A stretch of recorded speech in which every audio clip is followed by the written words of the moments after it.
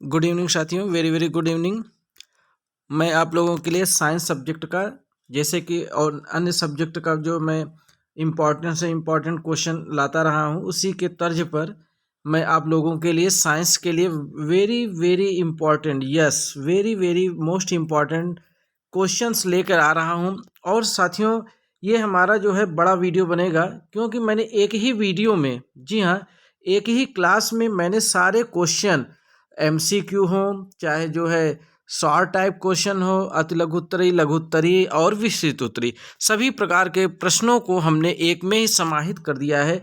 साथियों, मैं थोड़ा सा सॉरी इसलिए हूँ क्योंकि मुझे समय नहीं मिल पाया और मैं आप लोगों के लिए वीडियो नहीं बना पाया। तो मैंने, चूँकि समय कम है, तो मैंने यही प्रयास किया कि जितने अच्छे से अच्छे क्वेश्चन हो सके हैं, मैंने केवल एक ही क्लास में अटेंड कर लिया हूँ। और आपसे यही गुजारिश है कि आप जितने भी क्वेश्चन मैं पढ़ा रहा हूँ या जो बता रहा हूँ, इनको आप ज़रूर पढ़कर जाइएगा एग्ज़ाम हॉल में, क्योंकि ये ऐसे क्वेश्चंस हैं जो कि इनको आने से कोई रोक नहीं सकता। एकदम 90.99% आना इनको तय है और आएंगे भी ज़रूर। हमारे ऐसे स्टूडेंट जो हमारे क्लासों को अटेंड कर रहे हैं लगातार, वो भली भांति जानते हैं कि क्वेश्चन फंसते हैं और आएंगे भी, जैसा कि अन्य विषयों में हुआ भी है। तो चलिए फिर देर नहीं करेंगे, क्योंकि वीडियो हमारा लंबा बनेगा, और धैर्य रखिएगा, ज़रूर देखिएगा, पूरा लास्ट तक देखिएगा, आपको बहुत मज़ा आएगा। बहुत मतलब बहुत अच्छे अच्छे क्वेश्चन आपको मिलेंगे जो कि परीक्षा में ज़रूर आएंगे। तो चलिए पहले ही क्वेश्चन से शुरुआत करते हैं। पहला ही क्वेश्चन धमाकेदार है, एकदम सनसनाता प्रश्न है। श्याम श्वेत फोटोग्राफी में प्रयुक्त होती है। पहली बात तो आप श्याम श्वेत समझ जाइए क्या होता है। Black and white, yes, black and white, इसको बोला जाता है श्याम श्वेत फोटोग्राफी। जो फोटो बनती थी, जो ब्लैक एंड वाइट, अब तो कलर फोटो बनती है, लेकिन पहले ब्लैक एंड वाइट भी फोटो बना करती है। तो उसमें क्या प्रयुक्त होती है? तो याद रखिएगा AgCl। क्या प्रयुक्त होता है? AgCl। तो ये क्वेश्चन इंपॉर्टेंट है, आप जरूर इसको याद करके जाइए, नोट करके जाइए, और हमारे चैनल को सब्सक्राइब कर लीजिए और शेयर कर दीजिए, जिससे कि मात्र एक ही वीडियो है, सब लोगों के पास पहुंच जाए, सभी बच्चों का भला हो जाए। ठीक है। तो अगला क्वेश्चन है, क्षारीय विलयन का पीएच कितना होता है? तो क्षारीय है इसलिए यह 7 से अधिक होगा। अगर यही 7 से कम होता, तो साथियों याद रखिएगा, 7 से अगर कम है तो वो हो जाता है अम्लीय। क्या हो जाता है? अम्लीय हो जाता है। ध्यान दीजिएगा, अगर 7 से कम है तो अम्लीय हो जाएगा, 7 से अधिक है तो क्षारीय हो जाएगा, यानी खारापन। अगर केवल 7 है तो ये उदासीन हो जाता है। ध्यान दीजिएगा, क्या हो जाता है? उदासीन हो जाता है केवल 7 पर, जैसे कि पानी होता है हमारा। ठीक है। तो चलिए नेक्स्ट क्वेश्चन की ओर आगे बढ़ते हैं। इसमें 7 से अधिक होगा क्योंकि क्षारीय पूछा है। चलिए हमारा अगला क्वेश्चन है, पेयजल को, जो हम पेयजल यानी पीने वाला पानी जो होता है, उसको जीवाणु रहित, अर्थात उसको कीटाणु से बचाने के लिए उसमें हम क्या करें? तो बताइए। यस, ब्लीचिंग पाउडर, यानी CaCO2 हमारा क्या है? CaOCl2 एकदम सही आंसर है, इसको जरूर पढ़ के जाइए। फिर क्या करा है? खाने के सोडे का रासायनिक सूत्र। जी हाँ, जो खाने वाला सोडा होता है उसका रासायनिक सूत्र क्या होगा? तो बताइए आप लोग, उसका रासायनिक सूत्र क्या होगा? तो NaHCO3 बिल्कुल सही आंसर है, एकदम पढ़ के जाइए, क्योंकि MCQ में जरूर आने की प्रबल संभावनाएं इसकी बन रही है। चलिए हम अगले क्वेश्चन की ओर आगे बढ़ते हैं। हमारा नेक्स्ट क्वेश्चन क्या करा है? हमारा नेक्स्ट क्वेश्चन ये करा है कि अम्लीय वर्षा, जिसको एसिड रेन बोलते हैं, कि जल का संभावित पीएच मान क्या है? तो मैंने क्या बताया था कि जो अम्लीय होता है वो 7 से कम होता है। वो 7 से क्या होता है? कम होता है। तो आप देख लीजिए, यहाँ पे 7.2 दिया गया, यानी क्षारीय है, तो ये गलत हो गया। 8.2 है, ये भी क्षारीय है, जो कि 7 से ऊपर है। अब बात करते हैं 6.3 की और 5.2 की, तो आपका सही आंसर हो जाएगा 5.2। किसका? अम्लीय वर्षा के जल का, संभावित जो एसिड रेन होता है उसका। ठीक है। चलिए अगला क्वेश्चन है हमारा, बेकिंग, देखिए बेकिंग पाउडर को जो बेकिंग पाउडर होता है उसको अगर गर्म किया जाए तो कौन सी गैस निकलेगी? तो याद रखिएगा CO2 यानी कार्बन डाइऑक्साइड, कार्बन और ऑक्सीजन के अणु, ठीक है, CO2 हो जाएगा हमारा। अगला प्रश्न देखते हैं। हमारा इंपॉर्टेंट प्रश्नों की संख्या ज़्यादा है क्योंकि मात्र एक वीडियो हम बनाएंगे और इसी में आपके सारे क्वेश्चन आ जाएंगे। केवल आप एक क्लास अटेंड कर लीजिए, आपका देख लीजिएगा विज्ञान का बहुत अच्छा पेपर जाएगा। धावन सोडा का रासायनिक सूत्र क्या है? धावन सोडा, तो याद रखिएगा Na2CO3.10H2O, ये आपका एकदम सही आंसर है। बिल्कुल आपको पढ़ के जाना है क्योंकि ऐसे ही प्रश्न आते हैं एग्जाम में। चलिए, और आपका ये चैनल है English with Rudra classes, please इसको लाइक करिए, शेयर करिए और जो है कमेंट करिए। शुद्ध जल, देखिए आ गया ना, शुद्ध जल का pH मान कितना होता है? तो शुद्ध जल का क्या होता है? 7 होता है। अभी मैंने आपको बताया था उदासीन, ठीक है। बढ़ते हैं अपने अगले प्रश्न की ओर। हमारा अगला प्रश्न क्या है? निम्नलिखित में से कौन सी धातु ठंडे जल में अभिक्रिया करके हाइड्रोजन गैस देती है? तो ऐसी कौन सी धातु है जो ठंडे पानी में अभिक्रिया कर देते हैं तो उससे हाइड्रोजन गैस निकलती है? तो याद रखिएगा Na, क्या होता है? Na इसके एकदम सही आंसर है। चलिए नेक्स्ट क्वेश्चन की ओर आगे बढ़ते हैं। दोस्तों, वीडियो थोड़ा सा बड़ा जरूर हो जाएगा लेकिन आपके लिए बहुत ही ज्ञानवर्धक है, बहुत इंपॉर्टेंट है परीक्षा के लिए, क्योंकि मात्र एक दिन बचा है, संडे, क्योंकि मंडे को पेपर है। पीतल है क्या है? धातु है कि अधातु है कि उपधातु की मिश्र धातु? तो जो कई धातुओं से मिलकर बनते हैं उनको मिश्र धातु बोलते हैं। तो पीतल भी हमारा क्या है? मिश्र धातु है। चलिए नेक्स्ट क्वेश्चन की ओर आगे बढ़ते हैं।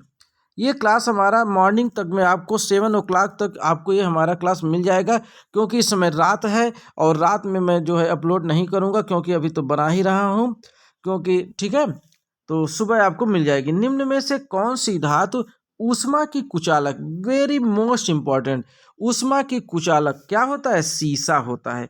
क्या होता है? सीसा होता है, याद रखिएगा। चलिए आगे बढ़ते हैं अपने नेक्स्ट क्वेश्चन की ओर। देखते हैं हमारा अगला क्वेश्चन कौन सा इंपॉर्टेंट है। यस, मोस्ट इंपॉर्टेंट क्वेश्चन है साथियों। कार्बन परमाणु की संयोजकता पूछ लिया है, तो बताइए कितनी होती है? तो होती है 4। एकदम लगाइए इंपॉर्टेंट और बिल्कुल तैयार करके ही परीक्षा में जाइएगा।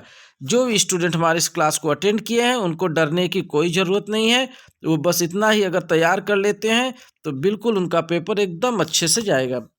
खाना बनाते समय यदि बर्तन की तली बाहर से काली हो रही है तो इसका क्या मतलब है? देखते हैं। जब खाना लोग बनाते हैं, ये NCERT का क्वेश्चन है, बिल्कुल 100% आना तय है। तो क्या होता है कि ईंधन पूरी तरह से नहीं जल रहा है, इसीलिए जो बर्तन होता है उसका जो तली होती है वो काला पड़ने लगता है। याद रखिएगा, ईंधन पूरी तरह से अच्छे से नहीं जल रहा होता है। मुद्रा धातु है, जी हाँ, बहुत इंपॉर्टेंट क्वेश्चन है। मुद्रा धातु, तो याद रखिएगा CO को मुद्रा धातु बोलते हैं। और फिर बढ़ते हैं अगले क्वेश्चन की ओर। यूरेनियम है, क्या है यूरेनियम? यूरेनियम है बिल्कुल अंतः संक्रमण धातु। कैसी धातु है यूरेनियम? अंतः संक्रमण धातु। न तो ये क्षार धातु है, न तो अधातु है, अस्थायी तत्व भी नहीं है, केवल क्या है? अंतः संक्रमण धातु है। चलिए बढ़ते हैं अपने नेक्स्ट क्वेश्चन की ओर। हमारा अगला क्वेश्चन क्या करा है? विकर्ण संबंध रखने वाले तत्व हैं क्या? LIMMG, ठीक है, एकदम सही आंसर। बिल्कुल आप नोट भी कर सकते हैं वीडियो को पॉज करके। नियान क्या है? बिल्कुल क्या क्षार धातु है, अक्रिय गैस है, उपधातु है या संक्रमण तत्व है? तो बताइए भाई, आप लोग सही जवाब दीजिए। अक्रिय गैस कैसा है? अक्रिय गैस, इसको मोस्ट इंपॉर्टेंट ये आप समझ लीजिए कि इसको आना तय है, ठीक है। चलिए अगले क्वेश्चन की ओर आगे बढ़ते हैं। हमारा अगला क्वेश्चन क्या कर रहा है? यूरेनियम है, क्या है यूरेनियम? हमारा यूरेनियम है क्षार धातु या अधातु या रेडियो एक्टिव या गैस? तो याद रखिएगा यूरेनियम एक जो है रेडियो एक्टिव होता है। क्या होता है साथियों? रेडियो एक्टिव होता है। चलिए हम बढ़ते हैं अपने नेक्स्ट क्वेश्चन की ओर। हमारा अगला क्वेश्चन क्या कर रहा है? निम्नलिखित में से मनुष्य की लार में क्या पाया जाता है? तो बिल्कुल एकदम इंपॉर्टेंट क्वेश्चन लगा लीजिए भैया, इंपॉर्टेंट क्वेश्चन लगा लो। तो याद रखिएगा टाइलिन पाया जाता है। मनुष्यों के लार में क्या पाया जाता है? टाइलिन, ठीक है। तो एकदम सही क्वेश्चन और सही आंसर। अब बात करेंगे अपने हीमोग्लोबिन महत्वपूर्ण भूमिका निभाता है किसमें? तो याद रखिएगा श्वसन में। किसमें? श्वसन में। ठीक है, चलिए नेक्स्ट क्वेश्चन की ओर आगे बढ़ते हैं। हमारा अगला क्वेश्चन है, ऊर्जा की मुद्रा है निम्न में से कौन ऊर्जा का सिक्का या मुद्रा के रूप में जाना जाता है?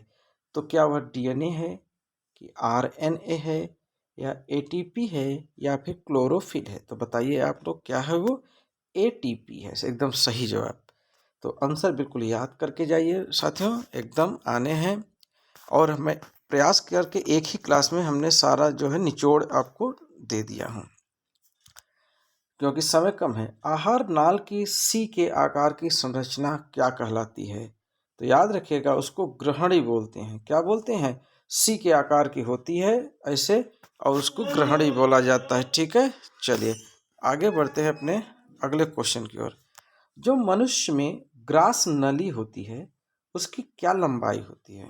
तो बताइए, याद रखिएगा उसकी लंबाई 25 से 30 सेंटीमीटर होती है प्यारे बच्चों। बिल्कुल ये इम्पॉर्टेंट है, इसको याद करके जाइएगा, 25 से 30 सेंटीमीटर। चलिए बढ़ते हैं अपने अगले क्वेश्चन की ओर। मनुष्यों में लार ग्रंथियों की संख्या, यस लार ग्रंथियों, लगाइए इम्पॉर्टेंट, लार ग्रंथियों की संख्या कितनी होती? 3 जोड़ी, अर्थात 3 गुणते 2 बराबर 6। अगर जोड़ी में नहीं आ रहा तो टोटल 6 होती हैं, बाकी अगर जोड़ी में आ रहा है तो 3 जोड़ी। ठीक है, चलिए बढ़ते हैं अपने नेक्स्ट क्वेश्चन की ओर। हमारा अगला क्वेश्चन क्या कह रहा है? जठर रस स्रावित होता है, यस कहाँ? अग्नाशय से या पित्ताशय से या अमाशय से या यकृत से? आप लोग बताइए कहाँ से शुरू होता है? अमाशय से। एकदम ऐसी प्रकार के प्रश्न आप देखिएगा, एग्जाम में जरूर आएंगे। आप पढ़ के जाइए प्यारे बच्चों। बेस्ट ऑफ लक, गुड विशेष हमारी तरफ से ढेर सारी शुभकामनाएं आपको दी जा रही हैं। बस इसी तरह से आप पढ़ते रहिए। पित्त रस का स्राव होता है पित्ताशय में होता है या यकृत में या अग्नाशय में या अमाशय में? तो याद रखिएगा प्यारे बच्चों, यकृत में होता है। किस में होता है? यकृत में। ठीक है, चलिए नेक्स्ट क्वेश्चन की ओर आगे बढ़ते हैं। केवल जल में घुलनशील होता है क्या? विटामिन ए कि विटामिन डी कि विटामिन के कि विटामिन सी? तो याद रखिएगा, जो पानी में घुल जाए, तो नींबू वगैरह जो होता है विटामिन सी का स्रोत होता है। आप देखते हैं जब नींबू को पानी में डाल दिया जाता है तो वो पानी में घुल जाता है, तो इसलिए विटामिन सी पानी में यानी जल में घुलनशील होता है। तो ठीक है, समझ में आ रहा है प्यारे बच्चों? यस। आगे बढ़ते हैं अपने नेक्स्ट क्वेश्चन की ओर। हमारा अगला क्वेश्चन क्या कर रहा है?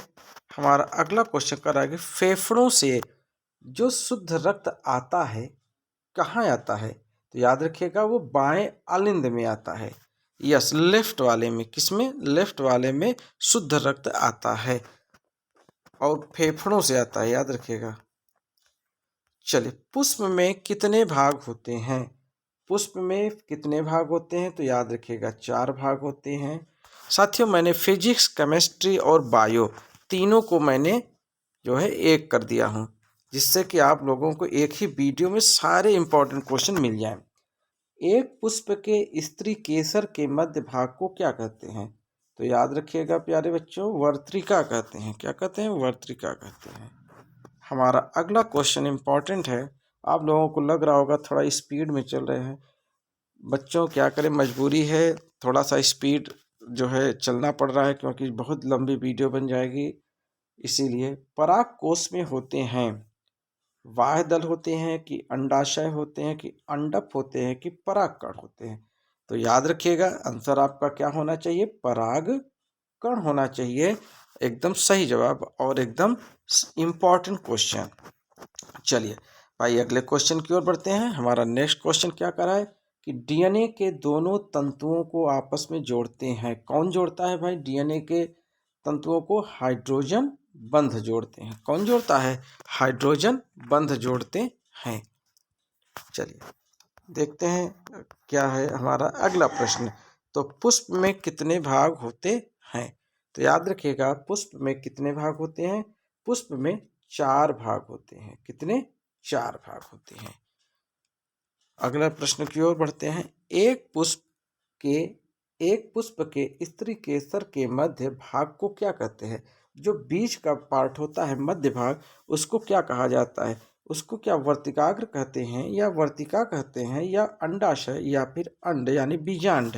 तो बताइए क्या होगा? वर्तिका होगा। क्या हो जाएगा? वर्तिका हो जाएगा। चलिए नेक्स्ट क्वेश्चन की ओर बढ़ते हैं। पराग कोश में होते हैं, क्या होते हैं भाई? पराग कोश में होते हैं पराग कण।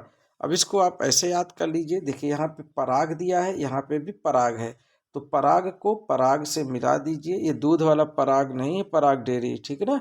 पराग कोश है, ये पराग कण है। तो याद रखिएगा पराग कोश में क्या होते हैं? पराग कण होते हैं। चलिए बच्चों नेक्स्ट क्वेश्चन, खूब अच्छे से मन लगा के पढ़िए और अच्छे से तैयारी करके परीक्षा में जाइए। मेरा वीडियो देख के जाइए। बहुत इंपॉर्टेंट क्वेश्चन बता रहे हैं आपको। परिवार नियोजन की अस्थायी विधि। जी हाँ, परिवार नियोजन का मतलब छोटा परिवार सुखी परिवार। तो इसके लिए अगर हमें छोटा परिवार रखना है तो उसके लिए हमें एक अस्थायी विधि अपनानी पड़ेगी जो मैरिड कपल करते हैं। जैसे कि क्या वो अस्थायी विधि ये है? गर्भ निरोधक गोलियां, या निरोध का प्रयोग, या वैक्सेक्टॉमी, या गर्भ समापन गर्भपात। तो याद रखिएगा ये सब, ये भी गलत है, ये भी गलत है, ये भी गलत है। तो आंसर क्या होगा? वैसेक्टॉमी। ये एक अस्थायी विधि है, परमानेंटली विधि है। ठीक है। चलिए नेक्स्ट क्वेश्चन की ओर बढ़ते हैं। हमारा अगला क्वेश्चन क्या कर रहा है? डीएनए। जी हाँ, डीएनए कहाँ पाया जाता है? मोस्ट इंपॉर्टेंट क्वेश्चन लगा लीजिए।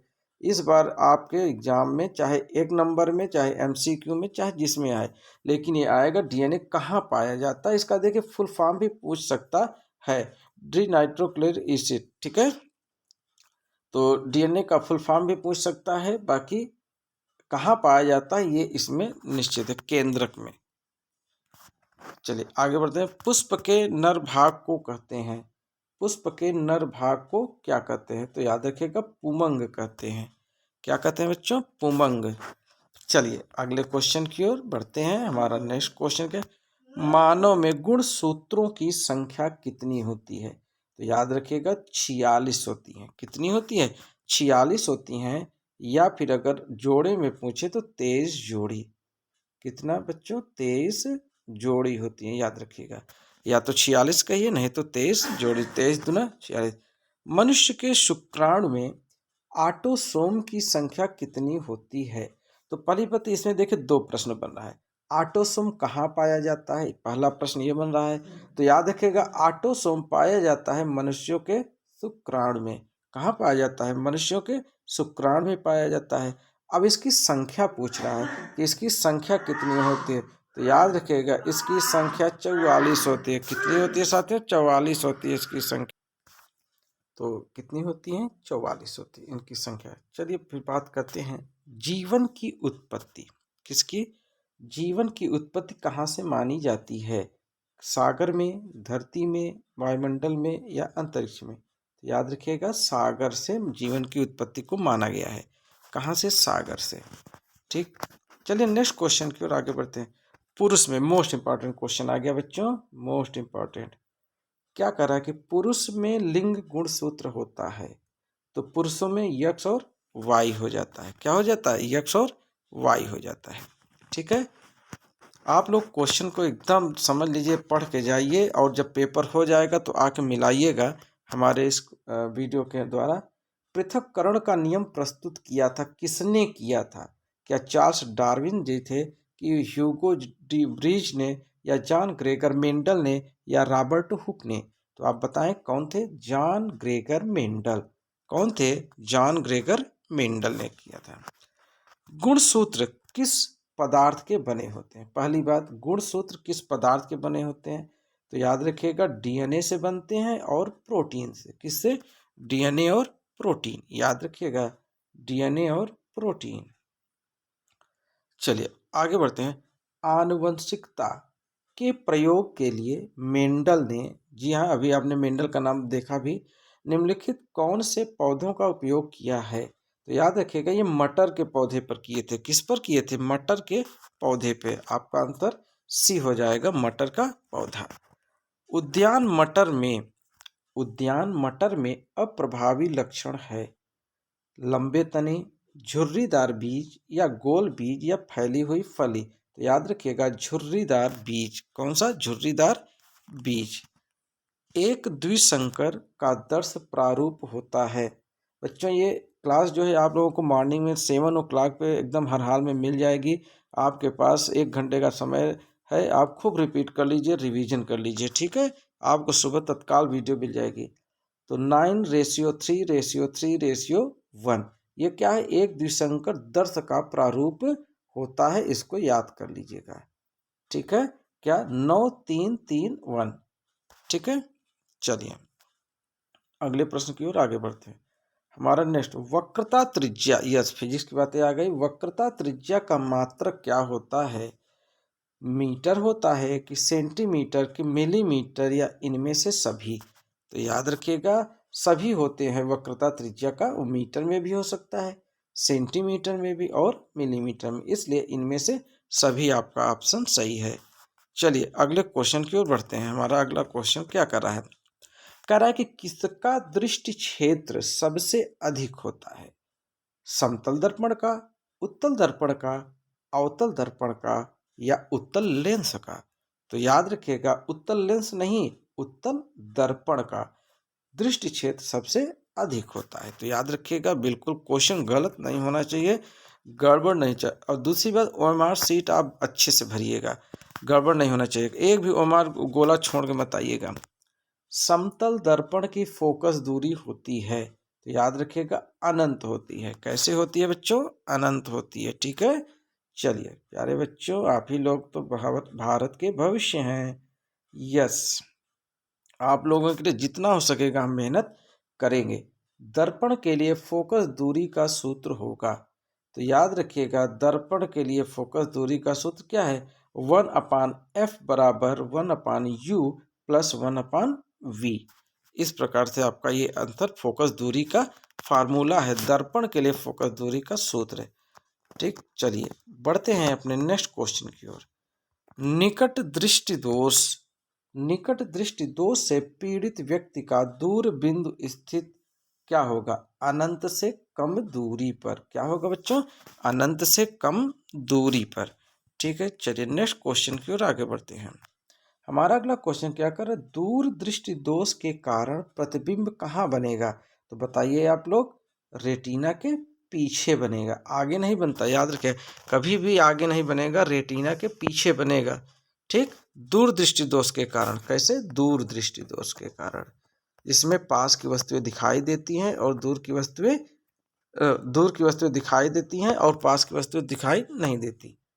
सामान्य स्वस्थ आंख के लिए दूर बिंदु होता है अनंत पर। कहाँ होता है बच्चों? अनंत पर, एक स्वस्थ आंख के लिए। तो दूर बिंदु अनंत, यानी जब स्वस्थ है तो दूर तक। चंद्रमा से देखने, ये देखिए आगे क्वेश्चन, चंद्रमा से देखने पर आकाश दिखाई देता है। मान लीजिए कि आप चंद्रमा पर पहुंच गए हैं और वहां से आकाश मंडल को देखेंगे, तो आकाश मंडल किस रंग का दिखाई देगा? तो याद रखिएगा काला काला। जी हाँ, कलुआ कलुआ दिखाई देगा। कैसा दिखाई देगा? कलुआ कलुआ है, यानी काला काला। चलिए अगले क्वेश्चन की ओर बढ़ते हैं बच्चों, अभी बहुत क्वेश्चन है, हिम्मत मत हारिएगा। ये आज आप लोगों के लिए मैं बहुत मेहनत करके, समझ लीजिए रात में मैं बना रहा हूँ, ठीक है। तो आप लोग जरूर पूरा से पूरा देखिए इसको। प्रकाश का वेग, क्योंकि कल ही पेपर होगा मंडे को, प्रकाश का वेग निम्न में से किस माध्यम में सबसे अधिक होता है? तो जो प्रकाश यानी रोशनी, तो याद रखिएगा निर्वात में। किस में होगा? निर्वात में, ठीक है। चलिए बढ़ते हैं अपने अगले क्वेश्चन। कांच का अपवर्तनांक अधिकतम होता है। कैसा होता है कांच का अपवर्तनांक अधिकतम? बैगनी रंग के लिए। मोस्ट इंपॉर्टेंट क्वेश्चन लगा लीजिए, एकदम आएगा इस बार 2023 के परीक्षा में निश्चित इसको आना है। इसको याद रखिएगा, बैगनी रंग, कांच का अपवर्तनांक बैगनी रंग में। अब ये कह रहा है कि विद्युत धारा का एसआई मात्रक, यानी एसआई मात्रक याद कर लीजिए एम्पियर होता है। क्या होता है? एम्पियर होता है, ठीक है। चलिए बढ़ते हैं अपने नेक्स्ट क्वेश्चन की ओर। इम्पॉर्टेंट से इम्पॉर्टेंट क्वेश्चन, वैद्युत धारा का मापन किसमें किया जाता है? तो याद रखिए उसको कैसे मापते हैं, अमीटर से मापते हैं। किससे मापते हैं? अमीटर से। ठीक है, चलिए नेक्स्ट क्वेश्चन की ओर आगे बढ़ते हैं। हमारा अगला क्वेश्चन क्या करा है? विद्युत आवेश का मात्रक क्या है? तो याद रखिएगा कूलाम है। क्या है? कूलाम है विद्युत आवेश का मात्रक। और हमारा अगला क्वेश्चन, एम्पियर सेकंड का मात्रक। एम्पियर सेकंड का मात्रक क्या है? आवेश का। किसका है ये? आवेश का मात्रक है एम्पियर सेकंड। ठीक है, अगला क्वेश्चन हमारा ये है, मोस्ट इंपॉर्टेंट, लगा लीजिए इसको, एकदम तय कर लीजिए। एक प्रोटॉन पर विद्युत आवेश की मात्रा होती है, तो याद रखिएगा कितना? 1.6 इंटू 10⁻⁻19 कूलाम, यानी 1.6 गुणे 10 के घाते -19 कूलाम। ठीक है, चलिए बढ़ते हैं अपने अगले क्वेश्चन की ओर। हमारा अगला क्वेश्चन क्या कर रहा है कि बिजली के बल्ब में फिलामेंट होता है, तो जो फिलामेंट लगा होता है वो किस चीज़ का होता है? तो वो याद रखिए टंगस्टन का होता है। किसका होता है बच्चों? टंगस्टन का। फिर अब बात करेंगे हीटर के तार की। जो हीटर का तार होता है वह किस चीज़ से बना होता है? तो याद रखिएगा नाइक्रोम का। किसका बना होता है? नाइक्रोम का बना होता है। मोस्ट इम्पॉर्टेंट क्वेश्चन है। चलिए अगला है, विद्युत सामर्थ्य यानी पी का सूत्र है। तो पी का सूत्र क्या है? पी बराबर वी बटा आई, या पी बराबर आई बटा वी, या पी बराबर वी आई, या पी बराबर वी स्क्वायर बटे आई। तो इसमें से सिर्फ सी वाला सही है, यानी पी बराबर वी आई। ठीक है, किसका है ये? विद्युत सामर्थ्य का सूत्र है। चलिए अगले क्वेश्चन की ओर बढ़ते हैं। 1 किलोवाट घंटा में जूल की संख्या होगी, तो 1 किलोवाट घंटा में 3.6 गुणे 10 के घाते 6 होगी। कितना होगा? 10 के घाते 6। चलिए अपने अगले क्वेश्चन की ओर बढ़ते हैं। एक अश्वशक्ति बराबर, यानी इसी को अश्वशक्ति को हॉर्स पावर बोलते हैं। क्या बोलते हैं? हॉर्स पावर बोलते हैं। ठीक है, कहते हैं कितने हॉर्स पावर का है, तो वही बोला जाता है अश्व शक्ति। तो याद रखिएगा 746 वाट होता है। कितना होता है? 746 वाट होता है। ठीक है, चलिए बढ़ते हैं अपने अगले क्वेश्चन की ओर। हमारा अगला क्वेश्चन क्या कर रहा है? हमारा अगला क्वेश्चन है, प्रतिरोध का मात्रक होता है। प्रतिरोध, यस, प्रतिरोध का मात्रक क्या होगा? ओम हो जाएगा। क्या हो जाएगा बच्चों? ओम हो जाएगा। चलिए अब बढ़ते हैं, देखते हैं अगला क्या है। एक माइक्रोन ओम का मान होता है। एक माइक्रो ओम का मान कितना माना गया है? मोस्ट इम्पॉर्टेंट है। बहुविकल्पी में तो निश्चित आ सकता है, ये मोस्ट इम्पॉर्टेंट है। तो याद रखिएगा 10⁻⁻6 ओम। कितना होता है? 10⁻⁻6 ओम। अब ओम का जो नियम का सूत्र है उसको भी याद कर लीजिए। ओम के नियम का जो सूत्र है, ये भी ओम से रिलेटेड एक क्वेश्चन तो जरूर आएगा, पक्का है, चाहे उसका सूत्र पूछ ले चाहे वो पूछ ले। तो याद रखिएगा V बराबर आई गुणे आर। V बराबर आई गुणे आर। चलिए बढ़ते हैं अपने अगले क्वेश्चन की ओर। एक टेस्ला बराबर, जी हाँ, एक टेस्ला बराबर किसके होता है? तो याद रखिएगा 1 वेबर प्रति मीटर स्क्वायर। कितना होता है? 1 वेबर प्रति मीटर स्क्वायर। चलिए बढ़ते हैं अपने नेक्स्ट क्वेश्चन को। हमारा अगला क्वेश्चन क्या करें? चुंबकीय बल रेखाएं। चुंबकीय बल रेखाएं क्या होती हैं? एक दूसरे को कभी नहीं काटती। याद रखिएगा जो चुंबकीय बल रेखाएं होती हैं वो कभी भी एक दूसरे को नहीं काटा करती हैं। ठीक है, अगला प्रश्न है, वेबर किस राशि का मात्रक है? Most important. हालांकि जितने भी मैं क्वेश्चन लाया हूँ इसमें तो आने तो एकदम 100% है ही है, लेकिन कुछ क्वेश्चन बहुत इंपॉर्टेंट हो जाते हैं। जैसे कि वेबर किस राशि का मात्रक है? तो ये है चुंबकीय फ्लक्स का। किसका? चुंबकीय फ्लक्स का। तो ये सब एकदम मोस्ट इम्पॉर्टेंट क्वेश्चन है साथियों, और आप अगर नहीं पढ़ के जाएंगे, नहीं करके जाएंगे तो ज़रूर पछताएंगे परीक्षा में। डायनमो उत्पन्न करता है। डायनमो उत्पन्न करता है किसको? विद्युत वाहक बल उत्पन्न करता है। डायनमो क्या उत्पन्न करेगा? विद्युत वाहक बल को उत्पन्न करता है। चलिए, अब यहाँ पे कह रहा है कि डायनेमो परिवर्तित क्या करता है? विद्युत जनित्र में रूपांतरण होता है। यानी कि डायनेमो क्या परिवर्तित करता है? रासायनिक ऊर्जा को विद्युत ऊर्जा में, या फिर ध्वनि ऊर्जा को चुंबकीय ऊर्जा में, या फिर यांत्रिक ऊर्जा को विद्युत ऊर्जा में, या यांत्रिक ऊर्जा को प्रकाश ऊर्जा में। तो इसका सही जवाब सी ऑप्शन है, यांत्रिक ऊर्जा को विद्युत ऊर्जा में। एकदम सही आंसर है। ये वाला क्वेश्चन आएगा एकदम। ठीक है, विद्युत ऊर्जा को चेंज करना है, इसलिए ये निश्चित आएगा। अभी एक क्वेश्चन और इम्पोर्टेंट साथी, उसको देख लीजिए, वो भी यस, वैद्युत मोटर परिवर्तित करता है। ये भी एकदम मोस्ट इम्पॉर्टेंट, इसी तरह के क्वेश्चन पूछे जाएंगे।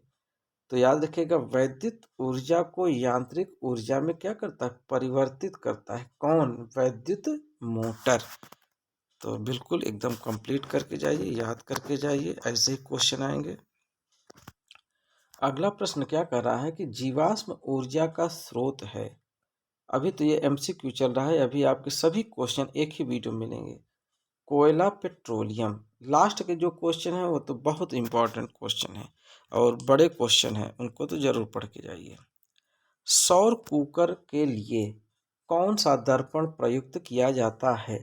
जो सोलर कुकर होता है, जी हाँ, तो याद रखिएगा उसके लिए अवतल, मोस्ट इंपॉर्टेंट क्वेश्चन है। अवतल, कैसा? अवतल दर्पण प्रयुक्त किया जाता है। ठीक है, चलिए नेक्स्ट क्वेश्चन की ओर बढ़ते हैं। हमारा अगला क्वेश्चन, निम्न में से कौन आहार श्रृंखला का निर्माण करते हैं? आहार श्रृंखला का, तो क्या घास, गेहूं तथा आम, कि घास बकरी तथा मानव, या बकरी गाय तथा हाथी, या घास मछली तथा बकरी? तो याद रखिएगा, घास, बकरी तथा मानव, ये हो जाएगा हमारा आहार श्रृंखला। घास को बकरी खाए, बकरी को मानव खाए। चलिए अगले प्रश्न की ओर बढ़ते हैं। हमारा अगला प्रश्न, गंगा सफाई, यह थोड़ा सा प्रश्न गड़बड़ हो गया है, लेकिन मैं प्रश्न पढ़ दे रहा हूँ। गंगा सफाई योजना कब प्रारंभ हुई? तो याद रखिएगा 1985 में।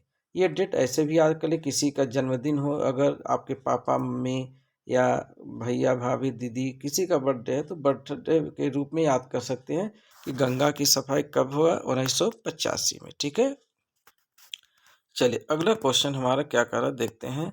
बहुत इंपॉर्टेंट, मात्र एक वीडियो में। अच्छा हाँ साथियों, यहाँ से हमारा एमसीक्यू खत्म हो गया।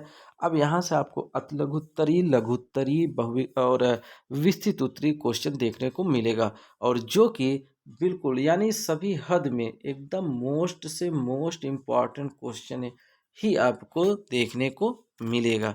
ठीक है, इधर उधर के एक भी क्वेश्चन नहीं है साथियों। पूरे क्लास को अटेंड करिए, पूरे क्वेश्चन को कंप्लीट करके तब जाइएगा एग्जाम हॉल में। पहला प्रश्न क्या कर रहा है? रेडॉक्स अभिक्रिया। यस, रेडॉक्स अभिक्रिया किसे कहते हैं? देखिए, क्वेश्चन देख के ही आपको पता चल जाएगा कि कितना इंपॉर्टेंट है। उदाहरण देकर स्पष्ट करो, या फिर अथवा भी दे सकता है कि रेडॉक्स अभिक्रिया को एक उदाहरण द्वारा समझाइए, या फिर उपचयन तथा अपचयन की व्याख्या दीजिए, या रेडॉक्स अभिक्रिया पर संक्षिप्त टिप्पणी लिखिए। ये क्वेश्चन जरूर सॉल्व करके जाइए, याद करके जाइए, क्योंकि ये एकदम बहुत इंपॉर्टेंट नंबर 1 पे है ये।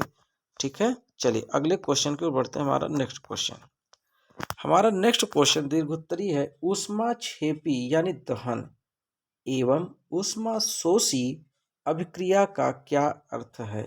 उदाहरण दीजिए। या फिर अगर ये नहीं आता तो अथवा में दहन पर एक संक्षिप्त टिप्पणी लिखिए। ये आप देख सकते हैं 2022 में पूछा गया क्वेश्चन है, 2020 में पूछा गया है, और अब जो है 2023 में पूछा जाने वाला है। तो दहन को जरूर तैयार करके जाइए। जी हाँ, होलिका दहन भी आ गया है, तो दहन वाला क्वेश्चन जरूर इम्पोर्टेंट है। चलिए अगला क्वेश्चन है हमारा, ऑक्सीकरण अभिक्रिया को उदाहरण सहित समझाइए। यानी कि जो ऑक्सीकरण अभिक्रिया है उसको उदाहरण भी देना पड़ेगा, और अथवा में भी ये दिया गया है। क्वेश्चन आप पढ़ सकते हैं, क्योंकि ये क्वेश्चन इम्पॉर्टेंट है, और अथवा में जब दे तो जान लीजिए कि बहुत इम्पॉर्टेंट क्वेश्चन दिया जा रहा है। अब बात करेंगे अपने, रासायनिक अभिक्रिया किसे कहते हैं? यह कितनी प्रकार के होती हैं, प्रत्येक को उदाहरण देकर समझाइए। अगर ये क्वेश्चन नहीं आया तो संकलन अभिक्रिया भी आता है, तो भी यही आंसर आपको लिखना होगा। और अथवा में देख लीजिए, और है मरकरी के अयस्कों से। और देख लीजिए वियोजन अभिक्रिया क्या है, एक उदाहरण दीजिए। द्विविस्थापन अभिक्रिया को उदाहरण देकर स्पष्ट कीजिए। तो यानी ये सभी क्वेश्चन एक ही हैं, तो आप चाहे जो आ जाए आप परीक्षा में लिख लेंगे, ठीक है ना। चलिए अगले प्रश्न की ओर आगे बढ़ते। कह रहा है कि विरंजक चूर्ण यानी ब्लीचिंग पाउडर का रासायनिक नाम, अणुसूत्र तथा उपयोग बताइए। ठीक है, अगला है विरंजक चूर्ण के निर्माण का रासायनिक समीकरण लिखें तथा इसके विरंजन गुण की व्याख्या रासायनिक समीकरण देते हुए लिखें। या फिर अथवा में देख लीजिए, ब्लीचिंग पाउडर का रासायनिक नाम बनाने की विधि एवं रासायनिक गुण लिखिए। इस प्रकार से अथवा में कई क्वेश्चन है, तो कोई न कोई जरूर आपके लिए बहुत ज़्यादा इम्पोर्टेंट है और आएगा। अब देखिए धावन सोडा, जी हाँ, हर बार परीक्षा में पूछता है, इसलिए इसको मोस्ट इम्पोर्टेंट कर लीजिए और तैयार करके जाइए। ठीक है, धावन सोडा जिसको सोडियम कार्बोनेट कहते हैं, बनाने की विधि लिखिए। ठीक है, इसको धावन सोडा को बनाने की विधि पूछ रहा है, तो आप तैयार करके जाइएगा। कुछ क्वेश्चन अपने से भी बना सकते हैं। अगला प्रश्न है, अयस्क व खनिज को परिभाषित कीजिए। अयस्क तथा खनिज में क्या अंतर है। और दूसरा प्रश्न ये पूछ सकता है, खनिज तथा अयस्क की परिभाषा उदाहरण सहित लिखिए। ये मोस्ट इम्पॉर्टेंट क्वेश्चन बताए जा रहे हैं आपको। अंतर जरूर आएगा, जैसे रुधिर और लसिका में अंतर है ना, धमनी और शिरा में अंतर, इनको भी नोट करके जाइएगा। धमनी और शिरा, रक्त और लसिका। भर्जन क्या है, बताइए भाई, भर्जन क्या है। यह क्रिया किन सांद्रित अवयस्कों के लिए प्रयोग में लाई जाती है। तो ये क्या है, अपने आप में इम्पॉर्टेंट, आप खुद समझ रहे हैं, तो इनको तैयार करके जाना है। और इम्पॉर्टेंट क्वेश्चन आ रहा है, गालक, जी हाँ, गालक किसे कहते हैं, स्पष्ट कीजिए। किसी एक अम्लीय गालक की क्रिया को केवल रासायनिक समीकरण द्वारा स्पष्ट कीजिए। तो गालक तो प्रश्न भाई काबिल तारीफ है, बिल्कुल आने के चांसेज हैं। आप सब लोग बिल्कुल निराश मत होइए, जिसका तैयार है वो तो बिल्कुल सही है, नहीं तैयार तो बस हमारा इस क्लास को आप देख लीजिए और यही क्वेश्चन आप पढ़ के जाइए। धातुमल किसे कहते हैं, समझाइए। धातुमल किसे कहते हैं, इसको आपको क्या करना है, विस्तृत उत्तरी में लिखना है। कैसे, विस्तृत उत्तरी यानी बड़े में। अगला प्रश्न है, मिश्र धातु किसे कहते हैं। कॉपर की दो प्रमुख मिश्र धातुओं के नाम संगठन का उपयोग दीजिए। इसके आंसर आपको मिश्र धातु के करके जाना है। ठीक है, अगला प्रश्न है, फेन प्लवन, यस मोस्ट इंपॉर्टेंट लगा लो भैया, बहुत गजब का प्रश्न है, एकदम 100%, एकदम एकदम 100%। ठीक है, आएगा। फेन प्लवन विधि पर संक्षिप्त टिप्पणी लिखिए। इसको तो आप तैयार करके जाइए, निश्चित आएगा, कोई दो राय नहीं है। फेन प्लवन विधि। अगला प्रश्न क्या कर रहा है, संतृप्त तथा असंतृप्त हाइड्रोकार्बन में क्या अंतर है। तो मैंने कहा ना कि अंतर जरूर पूछेगा, कोई न कोई क्वेश्चन में रक्त और लसिका पूछ सकता है, धमनी और शिरा पूछ सकता है, और संतृप्त तथा असंतृप्त हाइड्रोकार्बन पूछ सकता है। ठीक है, तो अंतर वाले क्वेश्चन जरूर याद करके जाइएगा। हाइड्रोजनीकरण क्या है, हाइड्रोजनीकरण क्या है, इसका औद्योगिक अनुप्रयोग क्या होगा। लगाइए इंपॉर्टेंट भाई, जोर से लगाइए, बिल्कुल दही चीनी खा के लगाइए। चलिए अगला क्वेश्चन, मेंडलीफ, यस, मेंडलीफ का आवर्त नियम क्या है, इसकी व्याख्या कीजिए। ये देखिए मोस्ट इम्पॉर्टेंट, मोस्ट से मोस्ट सुपरस्टार क्वेश्चन आ गया भाई। इसको तो जो नहीं याद करके जाएगा वो पछताएगा, क्योंकि ये बहुत बार आ भी चुका है और आएगा भी। मेंडलीफ की आवर्त सारणी किस नियम पर आधारित थी। ये देख लीजिए, चाहे ये आ जाए ऊपर वाला और चाहे ये आ जाए, दोनों का आंसर सेम है। ठीक है, तो इनको आप टिक लगा लीजिए, बिल्कुल आपको पढ़ के जाना ही पड़ेगा। रसांकुर कहाँ स्थित होते हैं, इनका क्या महत्व है? तो रसांकुर क्या है, ये कहाँ पाए जाते हैं, इनका क्या कार्य है? तो ये आपको अथवा में भी दिया है, तो जरूर है आपको आना चाहिए। ठीक है, आप अपने से भी बना के लिख सकते हो। हमारा अगला प्रश्न क्या कहता है, प्रोटीन्स क्या, वाह भाई वाह क्या बात है, प्रोटीन्स क्या है?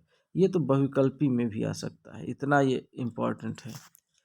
इनका निर्माण किन किन अवयवों के भाग लेने से होता है? ठीक, इसको लगा लीजिए इम्पोर्टेंट। और हमारा अगला जो क्वेश्चन है उसको भी टिक कर लीजिए। एटीपी क्या है, इसका निर्माण किस प्रकार होता है? एटीपी यानी कि एटीपी, यस, एटीपी का क्या है, इसका निर्माण किस प्रकार होता है, इसके क्या उपयोग हैं, इसको भी आप तैयार करके जाइए। चलिए, रुधिर और लसिका में अंतर, जैसा कि मैं आपको बार बार कह रहा था कि रुधिर और लसिका में अंतर मोस्ट इम्पॉर्टेंट है, इसको तो छोड़ना ही नहीं। चाहे 3 या 4 लिखिएगा अंतर, लेकिन याद करके जाइए, लिखिएगा। ठीक है, चलिए अगला प्रश्न हमारा है, प्रकाश संश्लेषण की क्रिया विधि, यस, फोटोसिंथेसिस, अंग्रेजी में फोटोसिंथेसिस बोलते हैं, हिंदी में प्रकाश संश्लेषण की क्रिया विधि का संक्षेप में वर्णन कीजिए। इसको आपको तैयार कर लीजिए, प्रकाश संश्लेषण आएगा। पोषण क्या है, जी हाँ, पोषण क्या है, पोषण की आवश्यकता क्यों पड़ती है, पोषण के मुख्य प्रकारों का उल्लेख कीजिए, या फिर अथवा में पोषण के प्रकार बताइए, मृतोपजीवी व परजीवी पोषण में क्या अंतर है। ये अथवा में है क्वेश्चन, तो दोनों में आंसर एक ही लिखना है, तो कोई दिक्कत नहीं है, आप कर पाएंगे। ठीक है, चलिए अब बात करते हैं छोटा परिवार सुखी परिवार। परिवार नियोजन से आप क्या समझते हैं? छोटे परिवार के महत्व को समझाइए, परिवार नियोजन पर संक्षिप्त टिप्पणी लिखिए। देखिए, ये एक ऐसा क्वेश्चन है बच्चों कि आप इसको न भी याद करोगे तो भी आपको याद, मतलब समझ के लिख सकते हैं। कुछ ऐसे क्वेश्चन ही होते जैसे पर्यावरण पे आ गया, ऐसे प्रश्न है ना, पेड़ों पर आ गया, तो ये सब क्वेश्चन तो आप जानते ही हैं, सब अपने बना के लिख सकते हैं। भाई परिवार नियोजन क्या है कि हमें जो है हम दो हमारे दो का जो फार्मूला है उसको लेके चलना चाहिए। भाई छोटा परिवार रहेगा तो उनके एजुकेशन जो है अच्छे से हो जाएंगे, अच्छे से उनका पोषण हो जाएगा।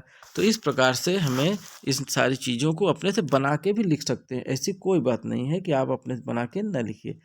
ऐसे स्टूडेंट जो अपने से बना के लिखना जानते हैं उनका नंबर अच्छा आएगा।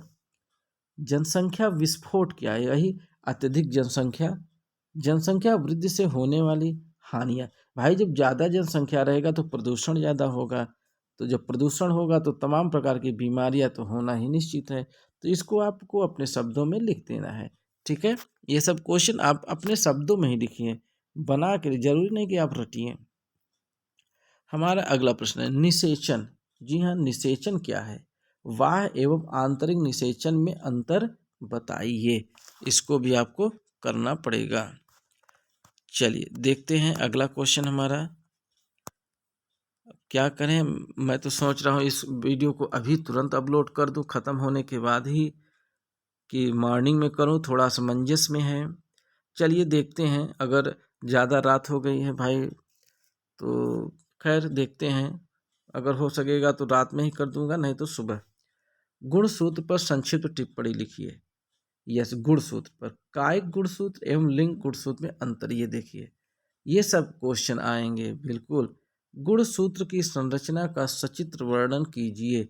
ये देखिए, अब इसमें सचित्र बोल दिया था, यानी आपको फोटो भी बनानी पड़ेगी, चित्र भी बनाना पड़ेगा। ठीक है ना, तो कोई बात नहीं, आप सब लोग इतने अच्छे बच्चे हो, इतना प्यारे प्यारे, एकदम नन्हे मुन्ने आंखों के तारे हैं ना, सबसे प्यारे प्यारे बच्चे भाई आप लोग। 40 सेंटीमीटर फोकस दूरी वाले अवतल दर्पण की वक्रता त्रिज्या ज्ञात कीजिए। यस, वक्रता त्रिज्या है, ये सवाल है, इसको आपको लगाना पड़ेगा, आएगा, गिनती बदल सकती है लेकिन आएगा। 5 सेंटीमीटर ऊंचाई की एक वस्तु 25 सेंटीमीटर फोकस दूरी वाले अवतल लेंस से 50 सेंटीमीटर की दूरी पर रखी है। बनने वाले प्रतिबिंब की ऊंचाई एवं स्थिति ज्ञात कीजिए। सवाल है, सवाल आ सकता है, गिनती चेंज हो सकती है बस, बाकी जो मैंने सवाल का दिया है वो जरूर इम्पोर्टेंट आएंगे, बस केवल नंबर चेंज हो सकते हैं डियर। उत्तल दर्पण के लिए सूत्र क्या है?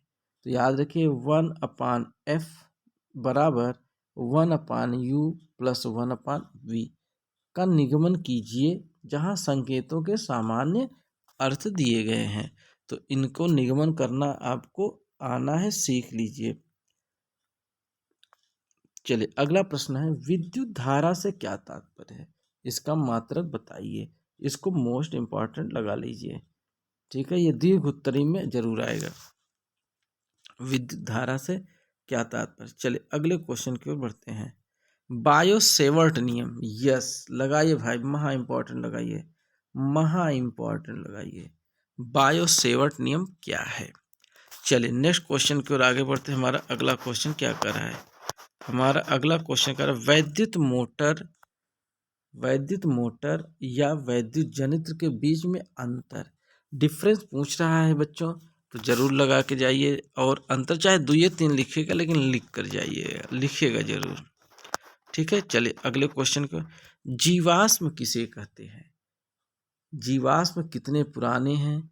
इसका आकलन किस प्रकार करते हैं? तो मोस्ट इम्पॉर्टेंट जीवाश्म से रिलेटेड एक क्वेश्चन बिल्कुल आएगा, ठीक है। और यही क्वेश्चन आने की प्रबल संभावना भी बन रही है, जो आप लोग देख रहे हो, पढ़ रहे हो। जीवमंडल की परिभाषा दीजिए।